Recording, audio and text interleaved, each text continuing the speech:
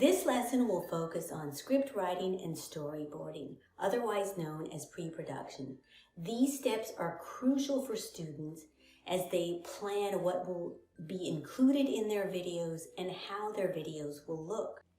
Have students use the plot diagrams that they created for the conflict lesson. Everything they need to write the script should already be listed in that diagram. Recall that in the plot chart you list the conflict, the type of conflict, and then the rising action as it leads up to the climax, but we don't include the climax. In the Bruiser plot chart, we learn that the conflict is that Bruiser has a secret, which is man versus self. In the rising action, we see that he meets the twins, he starts to like Bronte, and then he heals her when she falls, but we don't reveal the climax. This is the script template that guides students as they decide what audio and video elements will capture the important plot points. Here is an example of the student script for Bruiser. The student wrote what the narrator would say, what visuals would appear on the screen, and the estimated time frames for each scene. This video was about a minute long.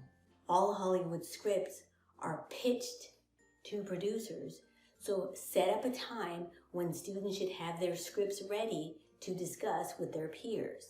This is a great way for students to get feedback. Does the script convey the important elements of the story? Does the script make the book sound interesting to read?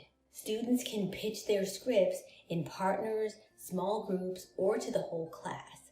But it might be a good idea to lower affect to have the students present in small groups first and then to the whole class.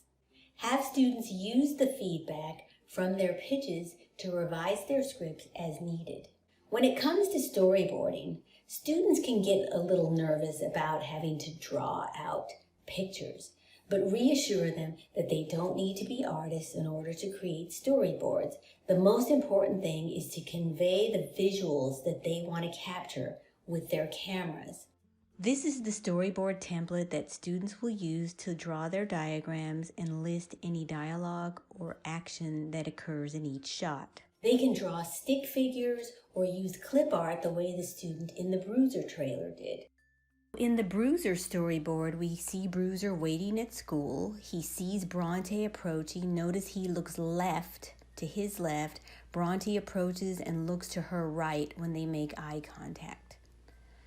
Then you see that Bruiser kind of likes her. They end up together, hanging around. When Bronte is playing soccer, she falls down. She's hurt on the ground. Bruiser bends over to help her. Notice the orientation that he's looking in. When Tennyson approaches, he comes from behind Bruiser and sees the scars on Bruiser's back. Then Bronte gets up and walks away normally. Bruiser limps away, and we cut to the book. The way that the characters are looking establishes that orientation, which is very important for the viewer. Once again, have students present their storyboards to small groups so that they can receive feedback. The scripts and storyboards are very crucial when students go out to film their videos because they'll serve as guides for what they should do on the shooting days. Here is a little quiz that you can use as a formative assessment. The summative assessments, of course, will be the scripts and the storyboards themselves. For the rest of the course, we'll be focused in class on face-to-face instruction as you train students how to use and handle the equipment. These lessons are all included in order on the shared drive. Happy pre-production!